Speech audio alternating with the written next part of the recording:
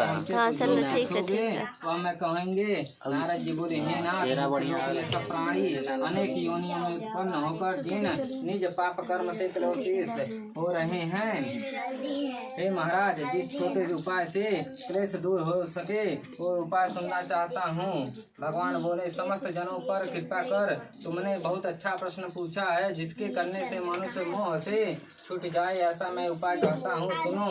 हे नारद, जो व्रत तीनों लोकों में अति दुर्लभ है वह आज आपके कहने से प्रकाशित कर रहा हूँ। वह सत्यनारायण का व्रत है जिसको विधि पूर्वक करने से इस लोक में सुख और परलोक में मोक्ष मिलता है। यह सुनकर नारद जी बोले इस व्रत का क्या फल है और पूर्व में किसने किया था, किस समय यह व्रत करना चाहिए। प्राप्ति तथा सर्वार्थ विजय की प्राप्त होती है।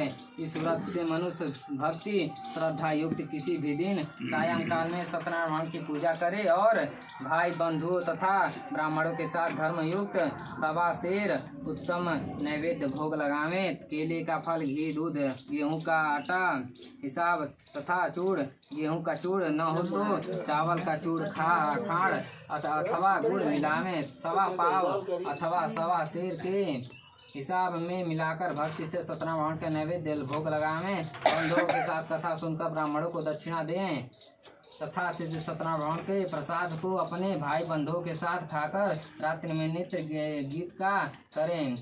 तदंतर सब श्रोतागण सत्यनारायण का व्रत स्मरण करते हुए अपने अपने घर जाएं। इस प्रकार व्रत करने से मनोवांछित फल मिलता है।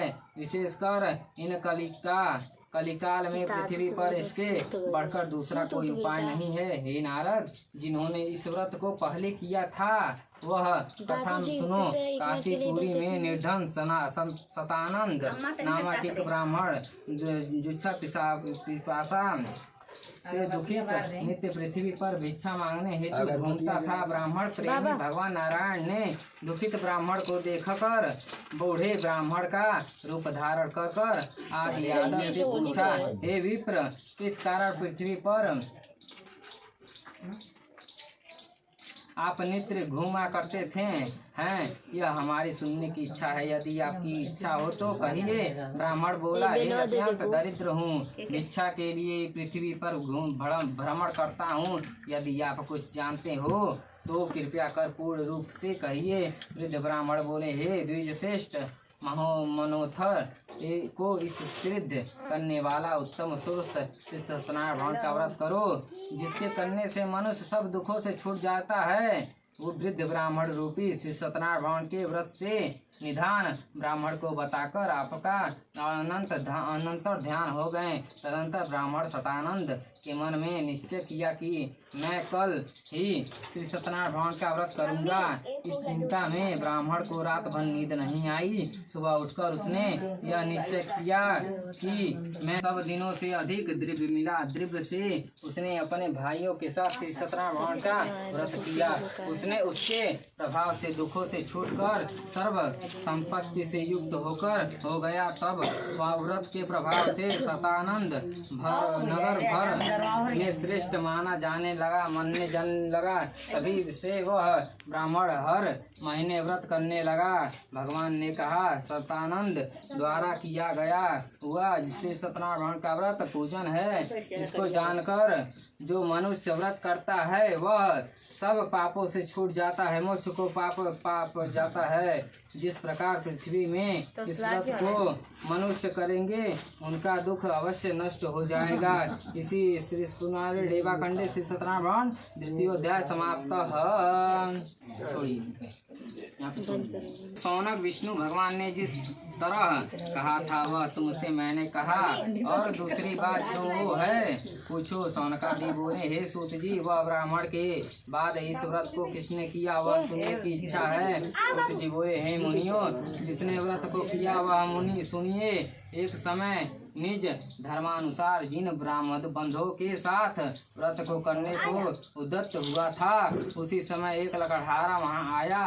भूख प्यास से पीड़ित काष्ठ के भार को बाहर रखकर ब्राह्मण के घर में जाकर उसने व्रत करते हुए ब्राह्मण को देखा। नम्रता से हाथ जोड़कर प्रणाम किया।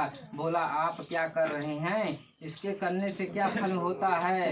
वह विस्तार पूर्वक कहिए। ब्राह्मण बोला, मनोरथों का देने वाला दुख और शोक को नाश करने वाला तथा सिद्धि को देने वाला यह श्री सत्यनारायण भगवान का व्रत है, जिसके प्रसाद से यह धन दानदिक प्रताप प्राप्त हुआ है।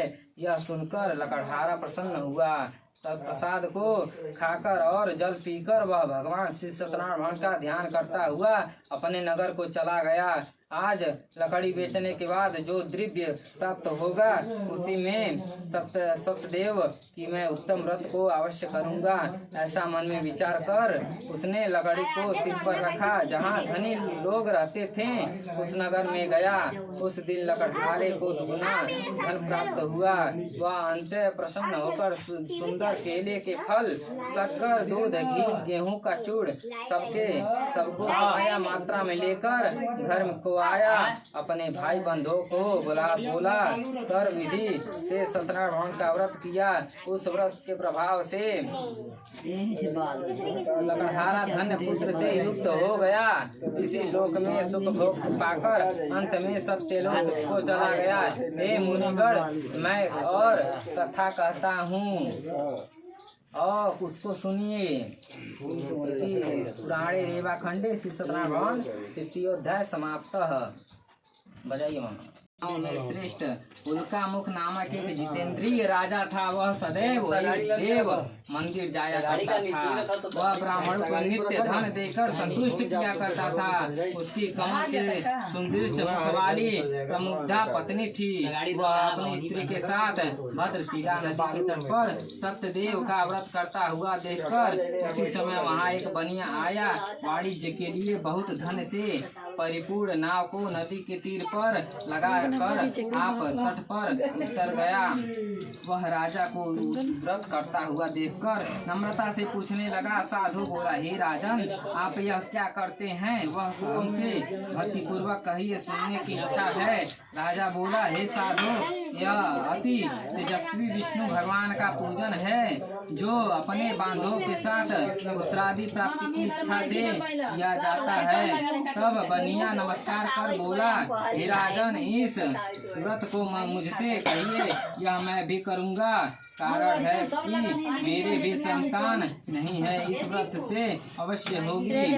वह व्रत की विधि जानकर अपने घर में आकर उसने अपनी स्त्री से यह संतान पत्र व्रत कहा और यह संकल्प किया कि जब मेरे घर संतान होगी तब मैं अवश्य सत्यनारायण भगवान का व्रत करूंगा। थोड़े ही समय में उसकी स्त्री लीलावती आनंद चित्त से गर्भवती हो गई। उसने दसवें मास में अति निर्मल एक कन्या को उत्पन्न किया। जैसे सूर्य पक्ष में चंद्रमा की ज्योति बढ़ने लगी, उसी तरह प्रतिदिन कन्या वृद्धि को प्राप्त हुई। अपनी स्त्री के साथ बनिया ने कन्या का जात कर्म कर कलावती नाम रखा। एक दिन लीलावती अपने स्वामी से मधुर वचन में बोली कि पहले का संकल्पित व्रत आप क्यों नहीं करते? साधु बोला, हे प्रिय, इसके विवाह के समय इसे व्रत को करूँगा, अवश्य करूँगा। इस प्रकार स्त्री को समझाकर वह बाहर चला गया। इधर कलावती पिता के योग्य के नित्य बढ़ने लगी। एक दिन धर्म साधु बनिया ने सखियों के साथ खेलती हुई लकड़ी को विवाह के योग्य देखकर दूतों से बोला, दूतों को भेजा, विवाह की कन्या के लिए वो योग्य वर खोज कर ले आओ। साधु की आज्ञा पाकर दूत कांचन नगर में गए। उस नगर से एक बड़ी पुत्र को लेकर साधु के पास आए। उसने सुंदर गुणयुक्त लकड़ी को देखा। जाति भाइयों के साथ प्रसन्न चित्त हो विधान पूर्वक अपनी कन्या का उस वाणी पुत्र के साथ विवाह कर दिया। अभाग्यवश विवाह के समय भी उस व्रत को साधु भूल गया। तब सत्यनारायण के देव क्रोधित हो गए। कुछ दिन बाद निज कर्म की अति चतुर्थ साहूकार व्यापार की इच्छा से अपने दामाद को लेकर समुद्र के निकट रत्नसार नगर को चला गया, व्यापार करने के लिए चला गया। इसी समय सत्यनारायण स्वामी ने राजा को प्रतिज्ञा से भ्रष्ट देखकर उसको श्राप दे दिया कि तेरे ऊपर बड़ा भारी दुख पड़ेगा। उसी दिन चोरों ने राजा के धन चुरा कर पीछे के देखते हुए एक साधु ने दिशा को चले। दौड़ते हुए राजा ने दूतों को आता हुआ देखकर डर कर धन को यहीं पे रखकर पीछे छुप गया। राजा के दूतों ने साधु के निकट आकर राजा से धन को देख तो साधु को बांध लिया। आनंद चित्त हो राजा ने निकट ले जाकर बोले, हे राजन, दो चोर लाए हैं, उनको देखकर आज्ञा दीजिए। राजा ने साधु को देखकर आज्ञानुसार से आज्ञा दे दी। फिर तो दूतों ने उन्हें खूब बांधकर बंदी खाने में बंद कर दिया। इसी पुराने श्री चंद रेवा खंडी श्री सत्यनारायण चतुर्थो अध्याय समाप्त। कुछ भी न सुना और उनका सब धन ले लिया। श्री सत्यनारायण के श्राप से साधु को दामाद के घर पर स्त्री की भी बड़ी दुखित हो गई। चोरों ने घर का धन भी चुरा लिया। अधि व्याधि से पीड़ित और दुखी प्यासी लीलावती अन्न की चिंता से घर घर घूमने लगी और कलावती कन्या भी नित्य ही घूमने लगी। एक दिन रात को भूख से दुखी कलावती एक ब्राह्मण के घर पर गई। वहाँ सत्यनारायण के व्रत को देखकर तथा कथा को सुन मनोरम को मांगी, प्रसाद को खाकर घर आई। तब लीलावती अपनी कन्या को झिगोड़ने लगी, हे पुत्री, इतनी रात तक तुम कहाँ थी?